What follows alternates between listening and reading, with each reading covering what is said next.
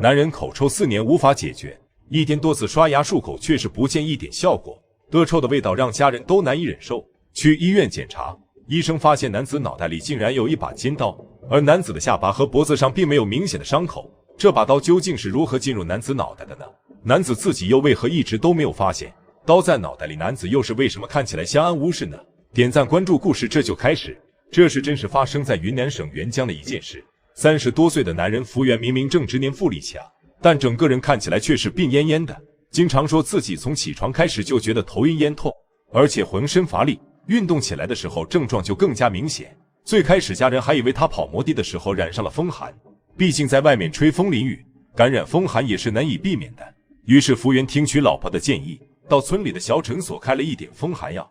可吃了些时间风寒药后，可他却觉得一点用都没有，而且几天之后，自己后面的牙疼